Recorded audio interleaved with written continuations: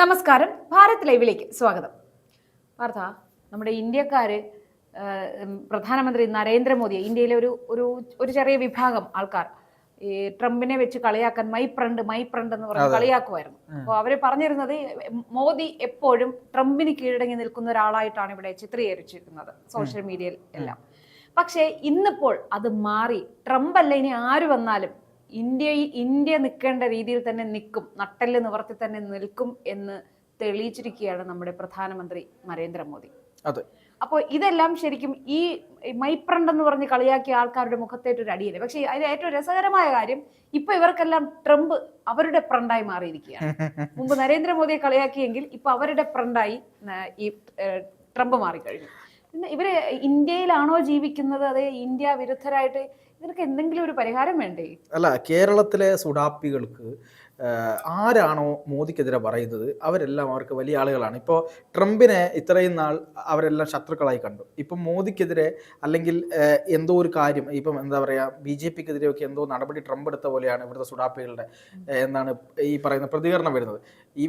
ഇവർക്ക് ഈ മനസ്സിലാവുന്നില്ല, ഇന്ത്യ രാജ്യത്തിനെതിരെയാണ് നടപടി എടുത്തിരിക്കുന്നത്, അതല്ലാതെ മോദിക്കെതിരെ അല്ല. മോദിക്കെതിരെ വ്യക്തിപരമായ ഒരു പ്രശ്നവും ട്രംപിനില്ല. പക്ഷെ ഇന്ത്യ അല്ലെങ്കിൽ അമേരിക്കയുമായിട്ടുള്ള വ്യാപാര ബന്ധത്തിന്റെ പുറത്ത് അവരുടെ ലാഭം മാത്രം നോക്കിയിട്ടാണ് ട്രംപ് ഇത്തരം ഒരു കാര്യം ചെയ്തിരിക്കുന്നത്. ട്രംപിന് പേഴ്സണൽ ഈഗോ എന്ന് പറയുന്നത് വളരെ വലിയ രീതിയിലുണ്ട്. കാര്യം, റഷ്യയിൽ നിന്ന് നമ്മൾ ഇത്രയും കാലം നമ്മൾ എണ്ണ വാങ്ങിയിരുന്നു. റഷ്യയെ ഒരു നിർണായക സമയത്ത് സഹായിച്ചത് ഇന്ത്യയാണ്. കാരണം ഇപ്പം ഇന്ത്യയിലെ പെട്രോളിൻ്റെ വില അല്ലെങ്കിൽ എണ്ണ വില കുതിച്ചു വരുന്നൊരു സാഹചര്യം ഉണ്ടായിരുന്നു.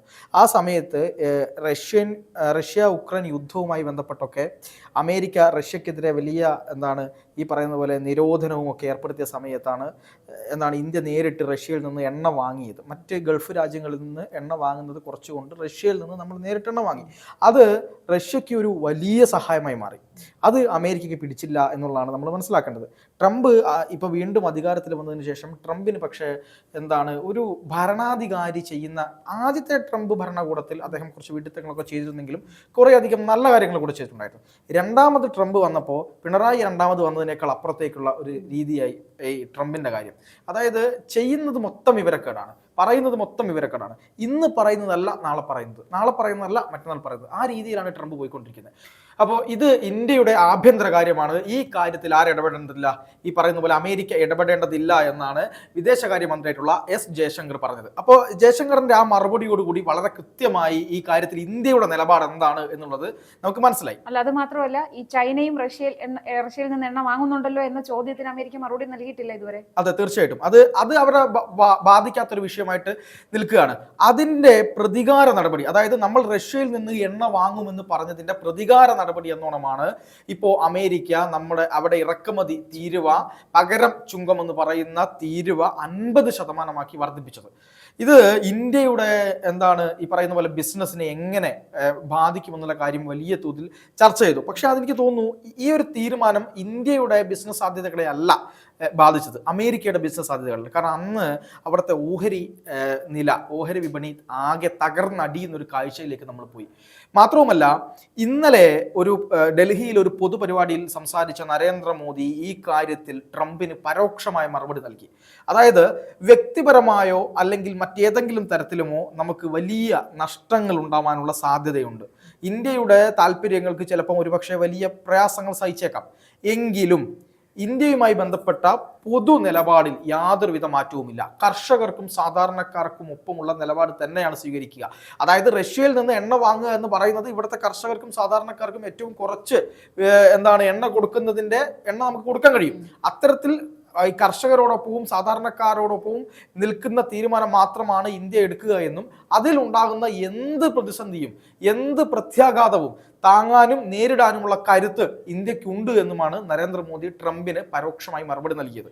അതിൽ തന്നെ കൃത്യമാണ് എന്നാണ് ഞാൻ മനസ്സിലാക്കുന്നത്. കാരണം മുമ്പ് ഇവിടെ ഭരിച്ചിരുന്ന ഭരണാധികാരികളൊക്കെ തന്നെ അമേരിക്ക എന്തെങ്കിലും പറഞ്ഞു കഴിഞ്ഞാൽ അവരുടെ പുറകെ പോകുന്ന ഒരു കാഴ്ച ഉണ്ടായിരുന്നു. ഇപ്പോൾ ഈ പറയുന്ന പോലെ നമ്മുടെ മുംബൈ ഭീകരാക്രമണ കേസിൽ അജ്മൽ കസമുദ് എന്ന് പറയുന്ന ഭീകരനുമായി ബന്ധപ്പെട്ട് പാകിസ്ഥാൻ വലിയ പ്രശ്നങ്ങൾ ഉയർത്തിയപ്പോൾ, അവിടെ അറ്റാക്ക് ഉണ്ടായപ്പോൾ ഈ അന്നത്തെ ഇന്ത്യ ഭരിച്ചിരുന്ന ഭരണാധികാരികൾ എന്താ ചെയ്തത്? അമേരിക്കയോട് പോയിട്ട് കാര്യങ്ങൾ ചോദിച്ചു. ഈ പാകിസ്ഥാനുമായിട്ട് ഇയാൾക്ക് ബന്ധമുണ്ടോ, ഇയാൾ എന്ത് ചെയ്യണം, തിരിച്ച് അറ്റാക്ക് ചെയ്യണോ എന്ന് പറഞ്ഞപ്പോൾ അന്ന് അമേരിക്ക ഉൾപ്പെടെയുള്ള രാജ്യങ്ങളിൽ നിന്നുള്ള ഒരു ചർച്ചയുടെ ഭാഗമായിട്ടാണ് അന്ന് പാകിസ്ഥാനെ ആക്രമിക്കാതെ പോയത്. ആ തരത്തിൽ നിന്ന ഭരണാധികാരികളിൽ നിന്ന് മാറ്റം വന്നിരിക്കുന്നു. ആർക്ക്? ഈ പറയുന്ന പോലെ നരേന്ദ്രമോദി ഭരണത്തിലേക്ക് വരുമ്പോൾ എന്നാണ് നമുക്ക് മനസ്സിലാക്കേണ്ടത്. ഇവിടെ വേറൊരു കാര്യം കൂടെ ഉണ്ട്. അതായത് ട്രംപ് ഡെഡ് എക്കോണമി എന്ന് ഇന്ത്യയെ വിമർശിച്ചിരുന്നു. അതിനെ അതേപടി എടുത്ത് ഇവിടെ പറഞ്ഞ ഒരാളുണ്ട്, രാഹുൽ ഗാന്ധി. രാഹുൽ ഗാന്ധിയുടെ ഇപ്പോഴത്തെ നിലപാട് എന്താ എന്നുള്ളത് കൂടി അറിയാൻ നമുക്ക് വലിയ താല്പര്യമുണ്ട്. രാഹുൽ ഗാന്ധി പറഞ്ഞത് സാമ്പത്തിക ഭീഷണിയാണ് ട്രംപ് പറഞ്ഞത്. ഇതെങ്ങനെയാണ് രാഹുലിന് പറയാൻ കഴിയുന്നത്? ഒരു സമയത്ത് നമ്മൾ ഡെഡ് എക്കോണമി എന്ന് പറയുകയും മറുഭാഗത്ത് ട്രംപ് വരുത്തുന്നത് സാമ്പത്തിക ഭീഷണിയാണ് എന്നാണ് രാഹുൽ ഗാന്ധി പറഞ്ഞുകൊണ്ടിരിക്കുന്നത്. അദ്ദേഹം എന്താ പറയുന്നത് എന്നുള്ളൊരു ധാരണ തീർച്ചയായിട്ടും ഇല്ലാത്ത തീർച്ചയായിട്ടും ഒന്നും പറയാൻ പറ്റില്ലല്ലോ. അതാണല്ലോ ഈ കോൺഗ്രസ് നേതാക്കന്മാർക്ക് പോലും രാഹുൽ ഗാന്ധി ഇത്ര ഒരു മണ്ടത്തരം പറഞ്ഞത് കൊണ്ട് ഈ ട്രംപിന്റെ കാര്യത്തിൽ ഒന്നും പറയാൻ പറ്റുന്നില്ല. ട്രംപ് വലിയ ആരാധനാ പുരുഷനെ പോലെയാണല്ലോ ആര് സംസാരിച്ചത്? ഈ പറയുന്ന രാഹുൽ ഗാന്ധി സംസാരിച്ചത്. മാത്രവുമല്ല, നമ്മളെ സംബന്ധിച്ചിടത്തോളം അമേരിക്കയിലേക്കുള്ള കയറ്റുമതിയിൽ എന്തൊക്കെയാണ് ബാധിക്കുക? ഈ ഫാർമസ്യൂട്ടിക്കൽ രംഗം, മരുന്നുമായി ബന്ധപ്പെട്ട് ഇന്ത്യൻ നിർമ്മിത മരുന്നുകൾ ധാരാളമായി അമേരിക്കയിലേക്ക് കയറ്റുമതി ചെയ്യുന്നുണ്ട്. അത് നമുക്ക് കുറച്ച് ബുദ്ധിമുട്ടുണ്ടാക്കും. അതുപോലെ തന്നെ വസ്ത്ര മേഖല കുറച്ച് നമ്മളെ ബുദ്ധിമുട്ടുണ്ടാക്കും. അതുപോലെ തന്നെ നമ്മൾ ഏറ്റവും കൂടുതൽ അമേരിക്കയിലേക്ക് കയറ്റുമതി ചെയ്യുന്ന മേഖലയാണ് ഇരുചക്ര വാഹന നിർമ്മാണം. അതുമായി ബന്ധപ്പെട്ട കാര്യത്തിലും ടയർ കയറ്റുമതി ചെയ്യുന്ന കാര്യത്തിലുമാണ് നമ്മൾക്ക് ബുദ്ധിമുട്ടുണ്ടാകുന്നത്. ആകെ മൊത്തം നമ്മൾ ഈ പറയുന്ന കയറ്റുമതി ചെയ്തിട്ടല്ല നമ്മുടെ സമ്പദ് വ്യവസ്ഥ മുന്നോട്ട് കൊണ്ടുപോകുന്നത്.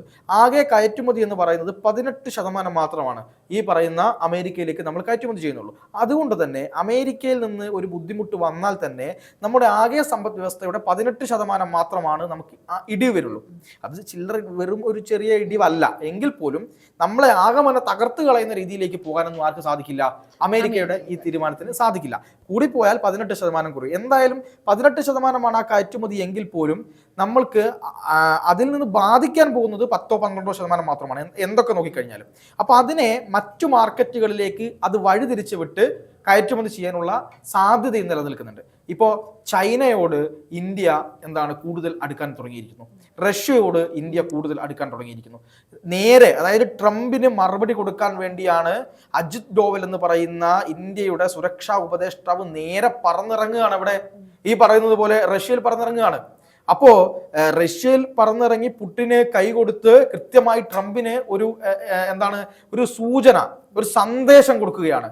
നിങ്ങൾ ഞങ്ങളോട് കളിച്ചാൽ ഞങ്ങൾക്ക് പുല്ലാണ് എന്ന ഒരു സന്ദേശമാണ് ഇന്നലെ റഷ്യയിൽ ഈ പറയുന്ന ഈ അജിത് ഡോവൽ പറന്നിറങ്ങിയതിലൂടെ അദ്ദേഹം കൊടുത്തത്. നേരെ ഷാങ്ഹായ് ഉച്ചകോടിയുമായി ബന്ധപ്പെട്ട് നരേന്ദ്രമോദി ചൈനയിലേക്ക് പോവുകയാണ്. ചൈനയും റഷ്യയും ഉൾപ്പെടെയുള്ള ഏഷ്യൻ രാജ്യങ്ങളിൽ, അതുപോലെ തന്നെ ബ്രിക്സ് രാജ്യങ്ങൾ, ഇന്ന് ബ്രസീലിന്റെ പ്രധാനമന്ത്രി പറഞ്ഞത് അവർക്കും ഈ 50% തീരുവ ഏർപ്പെടുത്തിയിട്ടുണ്ട്.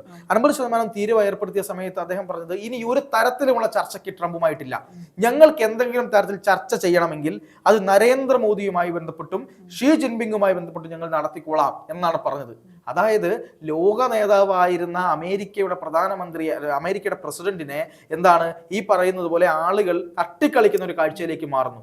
മാത്രവുമല്ല, ഇന്ത്യയുടെ ഭരണാധികാരി, ഇന്ത്യൻ്റെ പ്രധാനമന്ത്രി എത്രത്തോളമാണ് ലോക നേതാവായി മാറിയിരിക്കുന്നത് എന്നതിൻ്റെ ഏറ്റവും വലിയ സൂചനയാണ് ഇന്ന് ബ്രസീൽ പ്രസിഡന്റിന്റെ ഈ വാക്കിലൂടെ നമുക്ക് മനസ്സിലാവുന്നത്.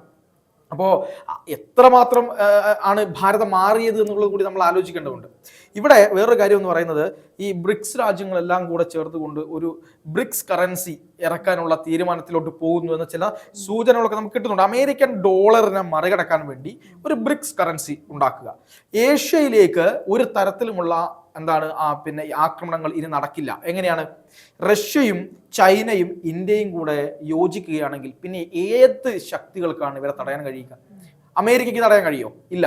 അപ്പൊ അതുകൊണ്ട് തന്നെ ഇന്ത്യയോട് ഇത്തരത്തിൽ അമേരിക്ക ഇത്തരത്തിലൊരു കാര്യം ചെയ്യുന്നതുമായി ബന്ധപ്പെട്ട് അതിനെ എങ്ങനെ പ്രതിരോധിക്കാം എന്നുള്ള കാര്യം പോലും നമ്മൾ കൃത്യമായി ആലോചിച്ചിട്ടുണ്ട്. ഈ ചൈന ഒരു വലിയ മാർക്കറ്റാണ്, അതുപോലെ തന്നെ ബ്രസീൽ മാർക്കറ്റാണ്, ഇറാൻ മാർക്കറ്റാണ്, റഷ്യ മാർക്കറ്റാണ്, മറ്റ് ഏഷ്യൻ രാജ്യങ്ങളെല്ലാം ഉണ്ട്.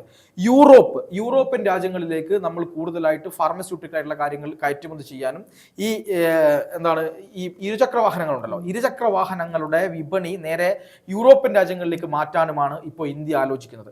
അതുകൊണ്ട് തന്നെ അമേരിക്കയിലേക്കുള്ള കയറ്റുമതി ഒരു 10%, 5% ആക്കി വെട്ടിക്കുറച്ച് ആ കയറ്റുമതി മറ്റ് രാജ്യത്തേക്ക് മാറ്റുക. അതായത് ഈ ഡൊമസ്റ്റിക് വിപണിയുണ്ട്, ഈ ഡൊമസ്റ്റിക് വിപണി ഏറ്റവും കൂടുതൽ കൈകാര്യം ചെയ്യാൻ കഴിയുന്ന രാജ്യമാണ് ഇന്ത്യ എന്ന് പറയുന്നത്. അത് ഏറ്റവും കൂടുതൽ സാധ്യതയുള്ളതും ഇന്ത്യക്കാണ്. അത് തന്നെയാണ് ശശി തരൂർ മുൻപ് പറഞ്ഞത്. ഇന്ത്യക്ക് അമേരിക്കയെ എന്ത് ചെയ്യേണ്ടതില്ല, നേരിട്ട് ഇത്തരത്തിലുള്ള കാര്യങ്ങൾക്ക് അമേരിക്കയുടെ കാല് പിടിക്കേണ്ട കാര്യമില്ല, മറ്റ് വിപണികൾ കണ്ടെത്താം എന്ന് ശശി തരൂർ പറഞ്ഞതിന്റെ കാര്യം ഇത് തന്നെയാണ്. എന്തായാലും അതുമായി ബന്ധപ്പെട്ട് തന്നെയാണ് മുന്നോട്ട് പോകുന്നത്. നരേന്ദ്രമോദിയും അതുപോലെ തന്നെ ഇന്ത്യയുടെ ഭരണ നേതൃത്വവും ട്രംപിന്റെ വെല്ലുവിളികൾക്ക് മുന്നിൽ മുട്ടുമടക്കുന്നില്ല എന്ന് തന്നെയാണ് നമ്മൾ കാണുന്നത്.